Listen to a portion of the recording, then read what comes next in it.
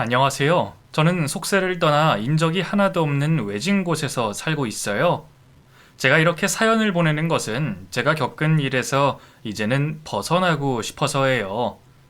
제 사연을 듣는 이가 누군지는 모르겠지만 그 사람들에게 제 힘든 과거를 털어놓고 이제는 잊으려 합니다.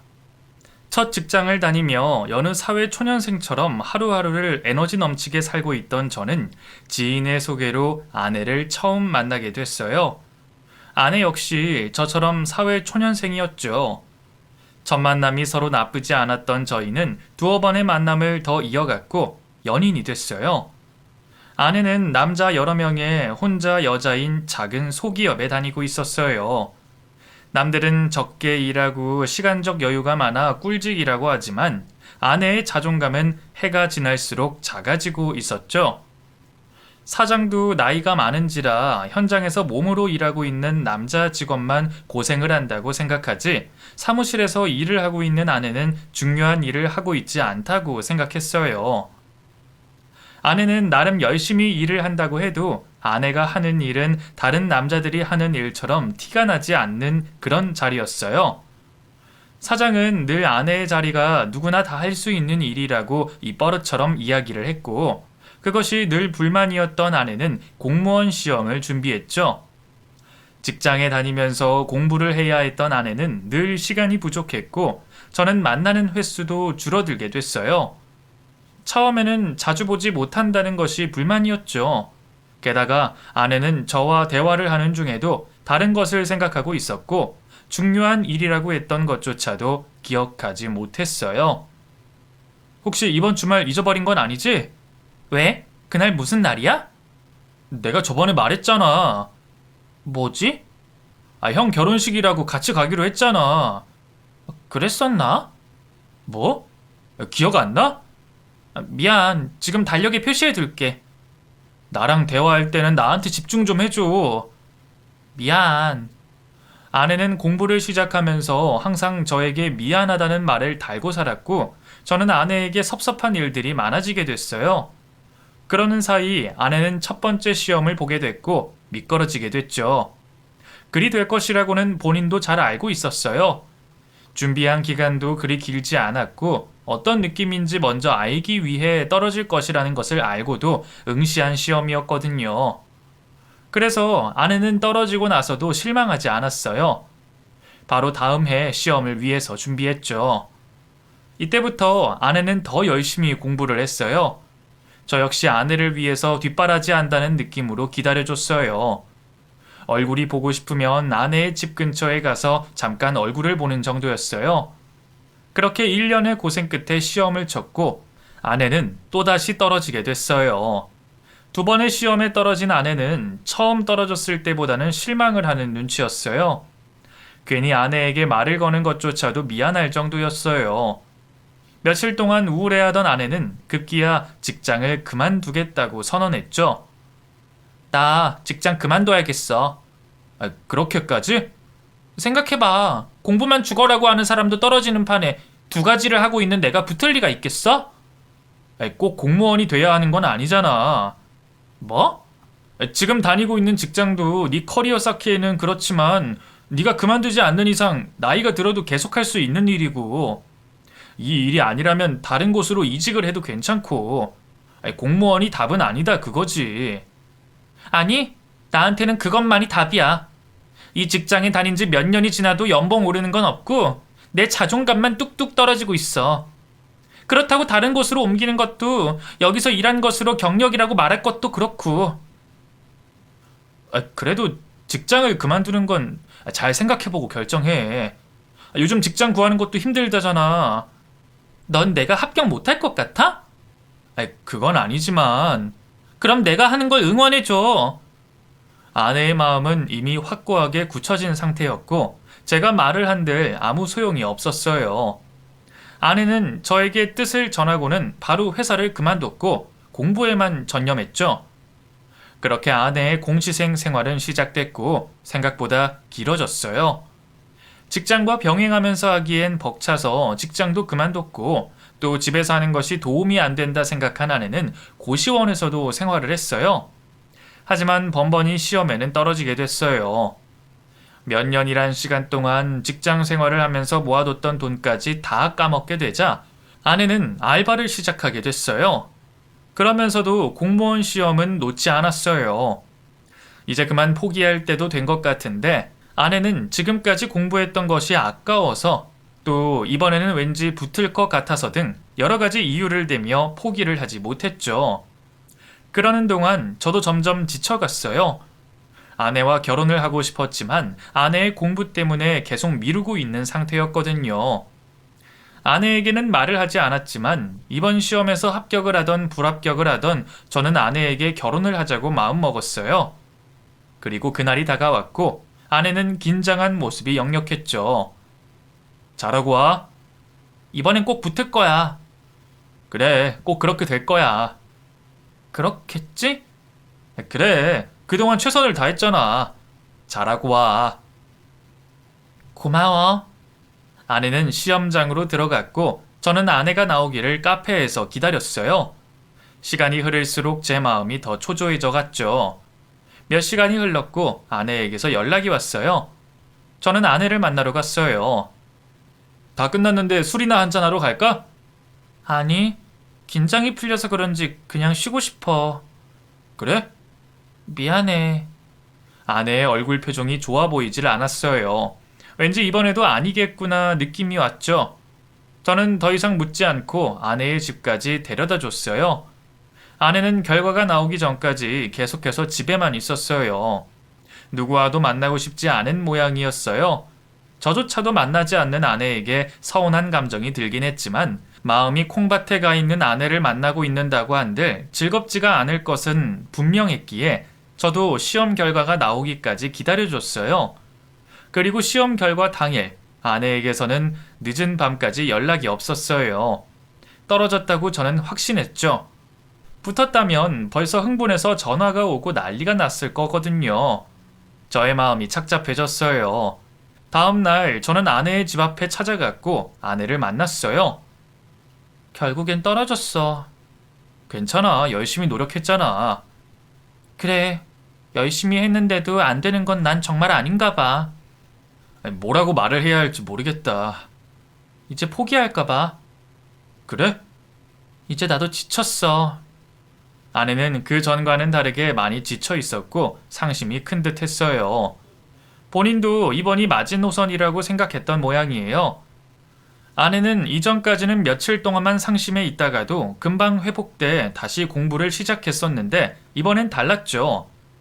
며칠이 지나도 아내는 회복이 되지 않았고 초라한 자신의 모습 때문에 힘들어했어요. 그것을 옆에서 보고 있던 저 역시 많이 힘들었죠. 저는 타이밍이 좋지는 않았지만 아내에게 결혼을 하자고 청혼했어요. 난 지금 백수인데 결혼을 하자고? 이 결혼은 오래전부터 생각했던 거잖아. 네 공부 때문에 뒤로 미뤄진 것뿐이지. 난 지금 가진 거 하나도 없고 직장도 없고 모아둔 돈도 하나도 없고. 괜찮아. 직장은 천천히 알아보면 되고 돈도 지금부터 다시 모으면 되고. 난 너랑 결혼하고 싶어. 후회할 텐데. 나랑 결혼하기 싫어서 그래? 그건 아니야. 현실이 그렇다는 거지. 너랑 결혼할 사람이 괜찮다는데 뭐가 문제야. 이제 그만 나랑 결혼하자. 아내는 결국 저의 청혼을 받아들였고 저희는 결혼을 하게 됐어요. 결혼을 한 저희 두 사람에게는 별다른 문제가 없었어요. 서로를 아껴줬고 배려하며 사랑하며 살았죠. 하지만 다른 사람들의 시선을 많이 의식하는 아내 때문에 문제가 생기기 시작했어요. 아내는 일을 하고 있지 않고 집에만 있는 자신을 무척이나 한심하다고 생각하고 있는 사람이었는데 다른 사람들도 자신을 그렇게 생각하고 바라본다는 것이었어요. 다른 사람들이 별뜻 없이 물어보는 말에도 예민하게 받아들였죠. 한 번은 연말이라 회사에서 가족들과 함께 모임을 가지기로 했어요.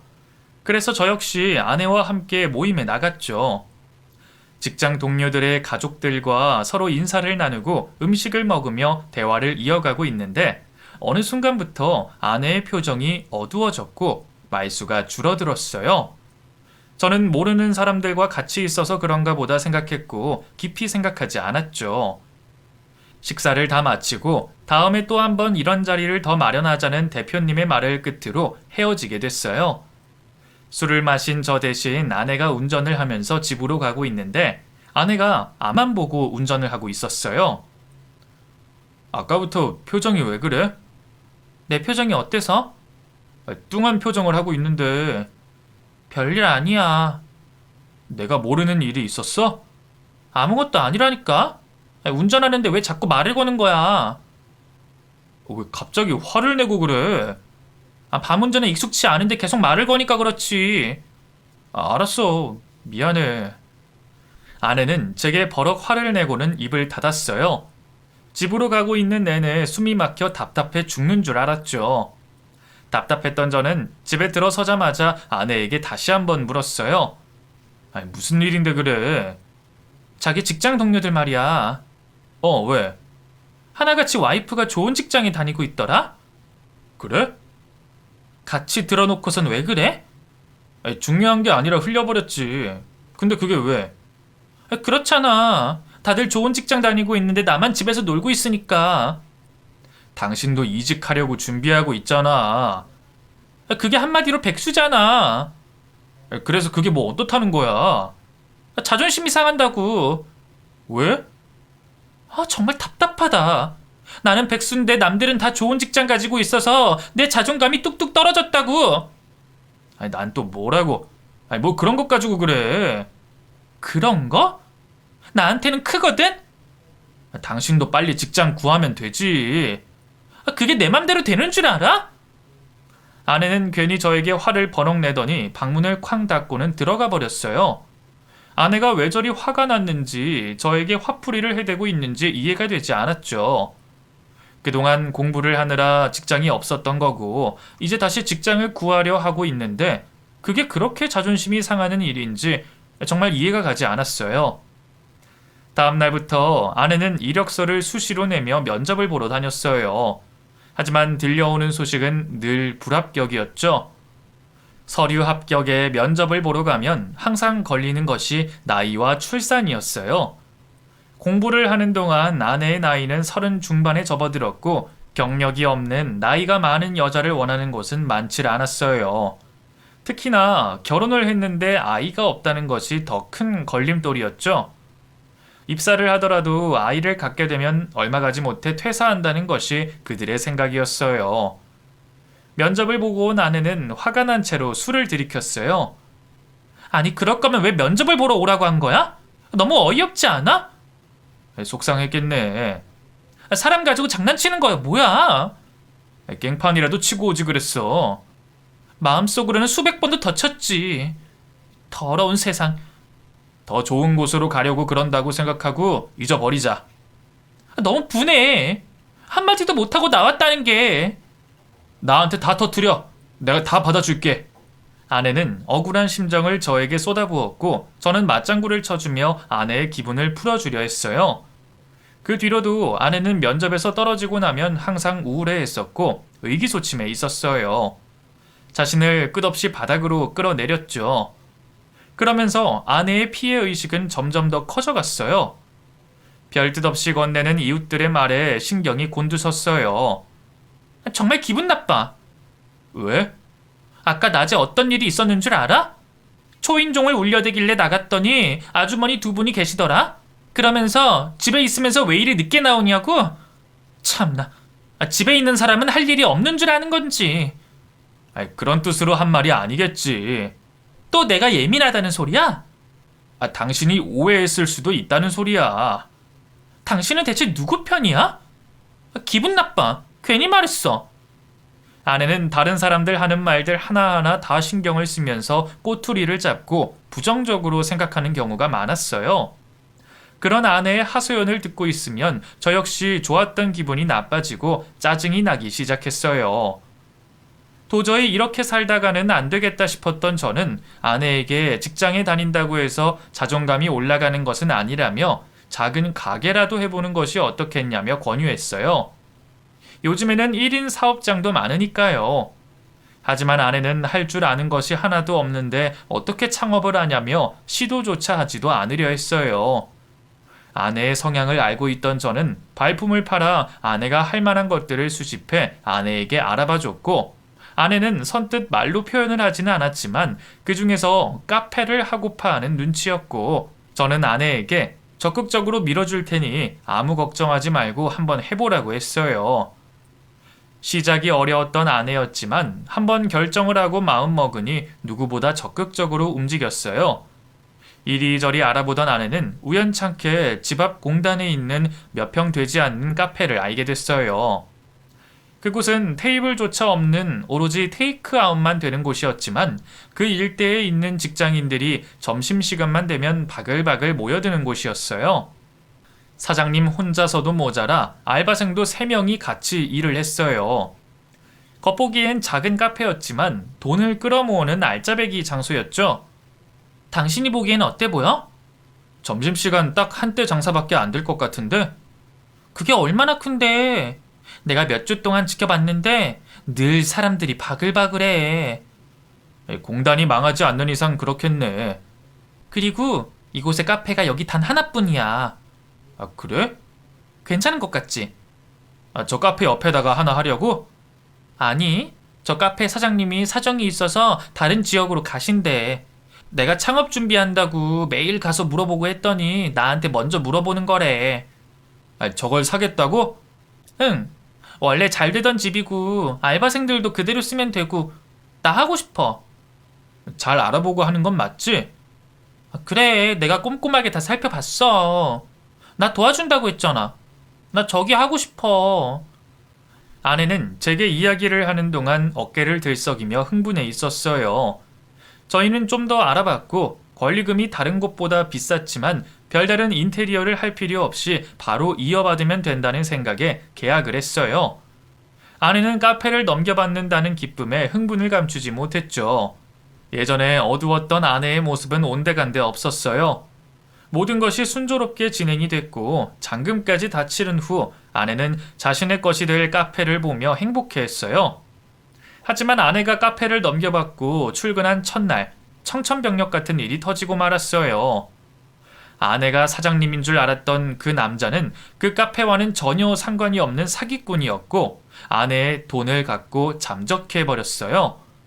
신고를 했지만 벌써 여러 명에게 같은 수법을 쓰고 잠적을 해버린 그 사기꾼은 잡을 수가 없었고 그 일로 아내는 충격을 받아 매일 눈물로 지새웠죠. 저 역시 마음이 편치 않았어요. 그 큰 돈을 한순간에 날렸는데 제정신일 리가 없었죠. 하지만 자신을 탓하며 알아누워 있는 아내에게 화를 낼 수도 없었고 애써 괜찮다며 아내를 위로했어요. 이렇게 된 거 어쩌겠어. 액땜했다고 생각하고 훌훌 털어버리자. 어떻게 그렇게 해? 봐, 내 말이 맞지? 난 뭘 하든 안 되는 사람이었어. 작정하고 덤비는 사기꾼을 어떻게 알아봐. 나는 왜 이렇게 되는 일이 없는 건지. 기운 내자. 이렇게 있는다고 해서 달라지는 건 없잖아. 나랑 결혼한 거 후회하지. 그게 무슨 소리야? 그렇잖아.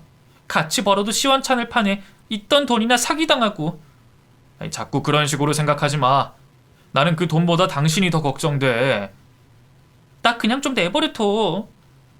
아내에게는 저의 위로도 아무 소용이 없었고 한동안 아무것도 하지 않고 죽은 송장처럼 지냈어요.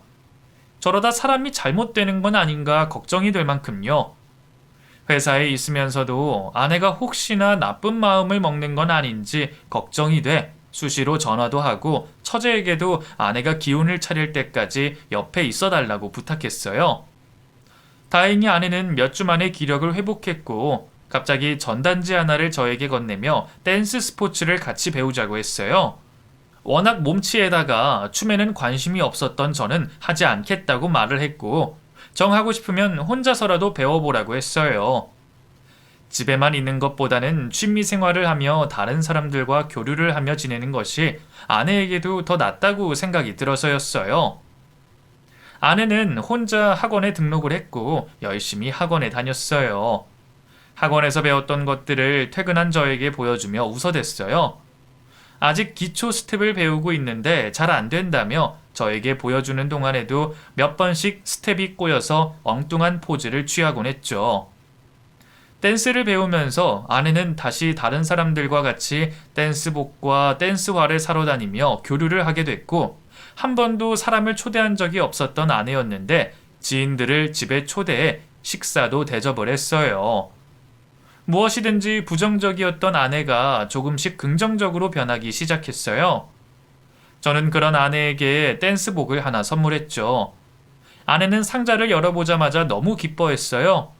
그리고는 방으로 가서 제가 사준 댄스복으로 바꿔 입었어요. 여보, 어때? 오, 괜찮은데? 잘 어울려. 좀 야하지 않아? 원래 그런 옷이지 않아? 그건 그렇지만 왠지 좀 야해 보여서. 괜찮아. 운동복이다 생각하면 아무렇지도 않은데? 그래? 고마워. 잘 입을게. 요즘 보기 좋다. 뭐가? 당신이 예전보다 많이 밝아져서 말이야. 응, 요즘 너무 행복해. 다행이다. 고마워. 이게 다 당신 덕분이야. 나중에 당신 앞에서 이 옷 입고 아주 멋지게 출 거야. 그래, 기대하고 있을게. 아내는 신이 났는지 엉덩이를 살랑살랑 흔들며 다시 방으로 들어갔어요. 몇 달이 흐르는 동안 아내의 실력은 점차 늘었고 자신이 하는 것을 보여주고 싶다며 저에게 학원으로 오라고 했어요. 하지만 일이 바빴던 저는 한 번도 가본 적이 없었죠. 그러다 평소보다 일찍 퇴근하게 된 저는 집에 들어가는 길에 아내가 배우고 있는 학원으로 가게 됐고, 그곳에서 서로에게 너무 붙어 있는 두 사람을 봤어요. 미러볼이 돌아가는 곳에서 타이트한 댄스복을 입은 두 남녀가 서로의 몸에 밀착해 춤을 추고 있었어요. 음악이 끝날 때까지 두 사람은 다른 사람이 온 것도 모른 채 서로의 몸에 의지한 채 격렬하게 춤을 췄고, 그 모습을 저는 멍하니 바라봤어요. 곧이어 음악이 멈췄고 댄스를 마무리하던 아내가 저를 발견하고는 반갑게 손을 흔들며 달려왔어요. 당신이 연락도 없이 여긴 어쩐 일이야? 일찍 끝나서 당신이 오라고 한 것도 생각나고 해서 말이야. 그래? 보니까 어때? 나 실력 많이 늘었지? 당신도 같이 했으면 좋았잖아. 잠시만. 아내는 자신의 상대였던 파트너가 다가오자 저를 인사시켜주고는 내일 보자고 말하며 인사를 했어요. 집에 돌아온 저는 제가 생각했던 것보다 두 사람의 스킨십이 너무 깊은 것이 마음에 걸렸어요. 샤워를 하고 콧노래를 부르며 나오는 아내에게 속마음을 말했어요. 그 춤 원래 그렇게 추는 거야? 무슨 춤? 아까 내가 춘 그거? 그래. 둘이서 너무 가까운 것 같아서 말이야. 원래 그런 춤이야. 보통 여자들이 남자한테 많이 의지를 하지. 스킨십이 너무 진하던데? 뭐? 스킨십? 웃지 마. 나 지금 엄청 진지해. 그걸 스킨십으로 본다는 것 자체가 웃겨서 그래. 스포츠를 왜 그런 눈으로 보는 거야? 당신은 내가 아닌 다른 남자랑 그러고 있는 게 아무렇지도 않아? 난 전혀. 남자가 아니라 같이 운동하는 회원이야. 뭐가 문제야? 난 그 정도인지는 몰랐지. 다른 취미 알아봐. 그만해. 난 배우는 것도 즐겁고 그것 때문에 요즘 너무 행복해. 난 또 뭐라고. 그렇게 생각하는 당신이 이상한 사람이야. 댄스 스포츠를 그런 눈으로 쳐다보고 말이야. 나 참 어이가 없어서. 아내는 오히려 저를 이상한 사람 취급하며 화를 냈어요. 그리고는 그만두라는 저의 말은 듣지도 않고 대회를 핑계로 매일같이 연습하러 나갔고 늦은 시간이 돼서야 들어왔어요. 자연스레 집안 살림은 엉망진창이 돼버렸고 냉장고에는 먹을 만한 것들도 하나 없이 텅텅 비어 있었죠. 게다가 아내의 취미가 싫었는데 늦은 시간까지 연습을 한다며 늦게 들어오자 저는 화가 머리끝까지 났고 옷장 안에 있던 아내의 댄스복을 마당에 있는 쓰레기통에 처박아 버렸어요. 잠시 뒤 씩씩거리며 집에 돌아온 아내의 손에는 제가 쓰레기통에 처박아 버린 댄스복이 들려 있었고 저를 향해 내던졌어요. 이게 도대체 무슨 짓이야? 이거 당신이 버렸어? 내가 그만두라고 했잖아. 당신이 뭔데 그만두란 말란 소리야? 결혼한 여자가 이 시간까지 남자랑 춤춘다는 게 말이나 돼? 왜 말을 그런 식으로 하는 거야? 남자랑 춤을 춘다니. 우린 대회 준비하고 있는 거일 뿐이야. 대회는 무슨... 당장 때려쳐! 절대 그렇게는 못해. 그럼 계속해서 나가겠다는 소리야? 당신도 처음에 해보라고 그랬잖아. 등록해줄 땐 언제고 지금 와서 도대체 왜 그러는 건데? 적당히 해야지. 당신 지금 하고 있는 꼬라지를 한번 봐봐. 집에서 살림은 하고 있는 건지 냉장고는 텅텅 비었고 밥솥에 밥은 쉰내가 나고 있고 당신이 지금 제정신인지 춤바람이 나도 정도껏 해야지. 뭐? 춤바람? 지금 말 다 했어? 내가 틀린 말 했어? 거기 다니고 있는 사람들이 다 너처럼 집안일 내팽개치고 다니는 건 아니잖아. 어느 누구 하나 물러설 기미가 보이지 않았고 언성은 점점 더 높아져 갔어요. 한참을 물러서지 않고 싸우다 보니 둘 다 너무 지쳤고 더 이상 어느 누구 하나 말을 하는 이가 없었죠. 고요한 침묵만이 흘렀고 그 침묵을 먼저 깬 건 아내였어요. 좋아. 당신 말 들어보니 내가 그동안 집안일이 소홀히 했던 건 인정할게. 당장 그만두는 건 힘들고 이번 대회까지만 나갈게. 그때까지는 당신도 아무런 말 하지 말아줘. 내가 한 발짝 물러났으니 당신도 그 정도는 할 수 있지? 정말 이번 대회가 끝나면 그만하는 거다. 알았어, 약속할게. 그 대신 당신도 약속 지켜. 알았어. 저희는 둘 다 한 발짝씩 물러났고 제 속은 새카맣게 타들어갔지만 아내의 대회까지만 기다려주기로 했어요. 아내는 대회 준비를 열심히 했고 유종의 미를 거뒀어요. 그리고 약속대로 대회가 끝나자마자 학원을 그만뒀죠. 이제 제 마음에 평화가 오는 듯 했어요. 그렇게 좋아하던 취미가 없어지게 되자 아내는 금단 현상처럼 밤에 잠을 제대로 자질 못했어요. 한밤중에 잠을 자다가 아내가 옆에 없다는 것을 알고는 아내를 찾았어요. 대체로 아내는 잠이 오질 않는다며 거실 소파에 멍하니 앉아 있었죠. 아내의 패턴을 알게 된 저는 자다가도 아내가 없으면 거실에 있거니 생각하고는 다시 잠에 들었어요. 그러다 한 번은 아내가 옆에 없길래 밖으로 나왔다가 거실에 있어야 할 아내가 보이지 않아 놀란 적이 있었어요. 다행히 주방에서 나오는 아내를 발견하고는 가슴을 쓸어내렸죠. 아내의 그런 행동들은 오랫동안 이어져 왔고 불안하기도 하고 걱정이 되기도 하고 수상하기도 했던 저는 아내 몰래 집안에 CCTV를 달아놨어요. 혹시나 모를 사고를 미리 방지하기 위함이었죠. 그러다 아내가 지인들과 매일 지하실로 내려갔다가 한참이 흐른 후에야 다시 올라온다는 것을 알았고 그날 저녁 지하실에 내려갔다가 깜짝 놀라고 말았어요. 춤에 미쳐있던 아내가 지하실에 방음벽을 설치해서 댄스실을 만들었고 사람들을 초대해 그곳에서 춤을 추고 있었어요. 춤을 추지 않겠다는 저와의 약속을 지키지 않은 아내에게 화가 난 저는 고함을 질렀죠. 밤마다 어딜 그렇게 가나 했더니 지하실에 이런 걸 만들어놨던 거야? 당신 이런 거 사생활 침해인 거 몰라? 어떻게 나 몰래 이런 걸 설치할 수가 있어? 당신이 밤잠 없이 돌아다니다가 사고라도 날까 싶어서 달아놨던 거야. 헛소리 하지 마. 날 감시하려고 단 거잖아. 지금 그게 문제야? 당신 정말 춤바람이라도 난 거야? 어떻게 집안에 이런 걸 만들어서 사람들을 데리고 올 수가 있어? 내 집에서 내 맘대로 하지도 못해? 나와의 약속이랑 다르잖아. 그럼 어떡해? 춤을 출 때가 가장 행복한데 당신은 그 춤을 못 추게 하고 있잖아. 난 춤이 문제가 아니라 파트너가 남잔 게 싫은 거야. 그럼 남자만 아니면 된다는 소리야? 그래. 나도 당신이 행복한 게 좋아. 좋아. 그럼 이 집에 남자는 들이지 않을게.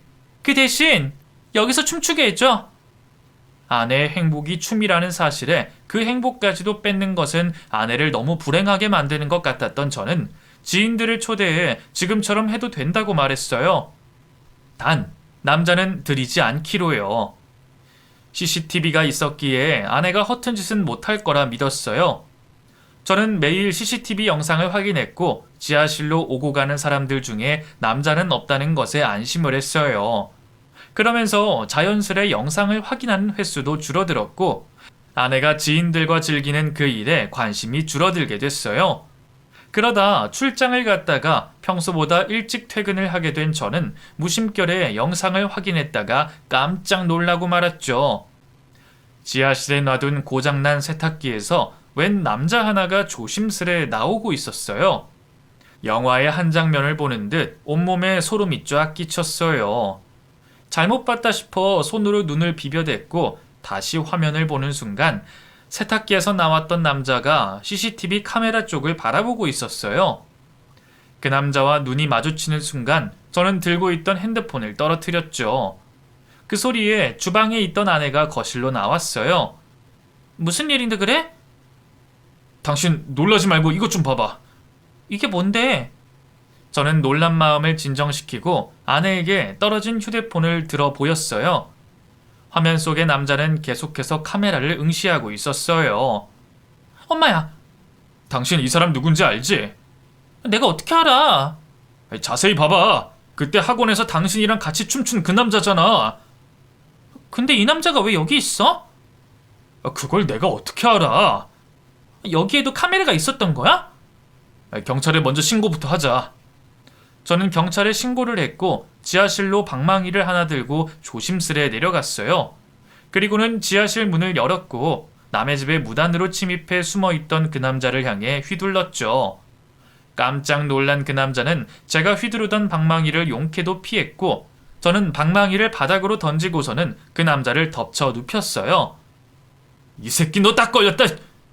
이거 나! 여기가 감히 어디라고 쥐새끼처럼 들어와 있어? 이거 놓고 얘기해! 누구 맘대로? 경찰 오기 전까진 절대로 못 나! 뭐? 경찰? 남의 집에 몰래 들어와 놓고선 무사할 줄 알았어? 난 몰래 들어오지 않았다고! 이 새끼가 뭐라고 짓거리는 거야? 날 여기로 부른 건 당신 와이프야! 뭐? 깜짝 놀란 저는 뒤로 나자빠졌고 뒤에 있던 아내는 소리를 질렀어요. 그 사이 그 남자는 자리에서 일어났어요. 당신 와이프한테 직접 물어봐! 내가 왜 이곳에 있는 건지! 뭐야? 저는 벌떡 일어나 그 남자의 멱살을 잡았어요. 네 입으로 똑바로 말해! 이 늦은 밤에 날 여기로 부른 건 당신 와이프야! 뭐라고? 오늘도 여기서 같이 있다가 당신이 평소보다 일찍 오는 바람에 못 빠져나가고 여기 숨어 있었던 거고. 그럴 리가. 당신은 왜 가만히 보고만 있는 거야? 나 여기로 처음 부른 건 당신이었잖아! 그 남자는 아내를 향해 소리 질렀어요. 그러자 새하얗게 질린 아내가 저의 뒤에 숨어서는 아니라고 고개를 저었죠. 아니야 여보, 저 남자가 지금 거짓말하고 있는 거야. 뭐? 이 아줌마 봐라. 같이 즐길 때는 언제고 지금 자기만 살겠다고 날 버리는 거야? 지금 무슨 소리 하는 거예요? 내가 경고했었죠. 더 이상 찾아오지 말라고. 여보, 이 사람 스토커야. 내가 싫다고 했는데도 막무가내로 집에 찾아오고 나 너무 무서워. 무슨 개풀 뜯어먹는 소리야? 그 남자는 아내에게 달려들려고 했고 저는 그 남자의 멱살을 더 있는 힘껏 집어 올렸어요. 이 새끼가... 이거 못나? 당신 지금 저 여자 말을 믿는 거야? 저 거짓말을? 내 말 못 믿겠으면 당신이 설치한 저 CCTV 영상 확인해보면 되겠네. 뭐? 나한테 이러지 말고 당신 와이프나 족치라고. 그 남자의 말에 혼이 빠졌던 저는 녹화된 영상을 확인했고 그 남자의 말대로 지금 이곳에서 그 남자와 애정행각을 벌이고 있는 아내의 모습을 보고 말았어요. 그런 영상은 한두 건이 아니었죠. 큰 충격을 받은 저에게 그제서야 이실직고를 하며 잘못을 비는 아내. 그 사이 그 남자는 주랭랑을 치고 말았어요. 망연자실 바닥에 앉아있는 저에게 아내는 미안하다며 눈물을 흘리곤 저의 팔을 붙잡았어요. 이게 대체 다 뭐야? 미안해, 내가 잘못했어. 이게 잘못을 빈다고 해결이 되는 문제야? 여보, 그러지 말고. 그동안 날 감쪽같이 속이고선 내가 버젓이 살고 있는 이 집에 외간 남자를 끌어들여? 그것도 모자라 이런 짓까지! 여보, 정말 미안해. 내가 잠깐 돌았었나 봐. 정말 미안해. 꼴도 보기 싫으니까 당장 이 집에서 나가! 여보! 저는 아내의 팔을 붙잡고는 계단을 올라와 현관문 밖으로 밀쳐내고는 현관문을 잠궜어요. 그러자 아내는 현관문을 쾅쾅 주먹으로 두들겼죠. 여보, 이 문 열어! 한참을 현관문을 두드리며 울부짖던 아내는 한순간 조용해졌고 저는 끓어오르던 분노를 참을 수가 없었어요. 마시던 맥주를 던지고선 아내가 다녔던 학원으로 달려갔어요. 그곳에서 그 남자의 주소를 내놓으라고 소리를 질렀고 모른다고 일관하던 원장에게 겁을 줘 겨우 알아냈고 그 길로 저는 그 남자의 집으로 달려갔어요. 열린 대문을 밀고 들어가자 갓난아기를 안고 있는 한 여자가 놀란 눈으로 저를 쳐다봤어요. 누가 봐도 출산을 한 지 얼마 되지 않은 모습이었죠. 누구세요? 그 여자가 겁에 질린 채 제게 물었고 그 남자의 집에 들어가자마자 개박살을 내려 했던 저는 갓난아이를 안고 있는 여자를 보자 차마 그럴 수가 없었어요. 김기태 씨라고 여기 사세요? 네, 애기 아빠인데 혹시 사고라도 쳤나요? 아니요. 같이 일하는 사람인데 회사에 일이 생겨서 급하게 찾아왔어요. 아, 그래요? 아직 집에 돌아오지는 않았는데 조금 있으면 올 텐데 잠시 기다리겠어요? 출산하신 지 얼마 되지 않았나 보네요. 네, 이제 한 달 정도 됐어요. 그랬군요. 그때 대문을 열고 그 남자가 들어오다가 저를 발견하고는 다시 뒤돌아 도망갔어요. 저는 있는 힘껏 뒤따라갔고 내리막길에서 발을 헛디뎌 대굴대굴 굴러 떨어진 그 남자의 몸 위에 올라탔죠. 그리고는 주먹으로 있는 힘껏 얼굴과 몸 상관없이 마구잡이로 두들겨 패기 시작했어요. 그 남자는 저에게서 벗어나려고 발버둥을 쳤지만 저에게서 벗어날 수가 없었죠. 마누라는 애 낳은 지 한 달밖에 안 됐는데 애 아빠라는 사람이 어디 할 짓이 없어 그딴 짓을 해! 미친 새끼. 그러고도 네가 사람이야? 아, 이거 안 나? 자식 보기 부끄럽지도 않아. 네가 뭔데 내 새끼를 들먹여? 너 같은 건 죽어 없어져야 해. 너 같은 아빠는 차라리 없는 게 더 나아. 너 같은 건 살아도 괜찮고 사내 자식이 얼마나 못났으면 마누라가 집에까지 외간 남자를 끌어들여? 뭐라고? 이 새끼가 터진 입이라고 함부로 짓거리기는. 그래, 너 오늘 잘 걸렸다. 그 나불나불거리는 입 다시는 못 열게 해줄게. 왜? 뭐 정말 죽이기라도 하시게? 죽일 수 있으면 죽여봐. 뭐야? 남자가 한 입으로 두말하는 건 아니겠지? 아, 남자가 아니었나? 그 남자는 실실 웃어가며 저를 더 흥분하게 만들었고 저는 눈알이 뒤집힌 채 그 남자를 향해 있는 힘껏 두들겨 팼어요. 그러다 옆에 있던 돌덩이가 눈에 보였고 양손으로 그 돌덩이를 들어 올렸죠. 그리고 그 남자의 머리를 향해 내리 찍으려는 순간 그 남자의 아내가 소리를 질렀어요. 그만해요. 부탁이에요.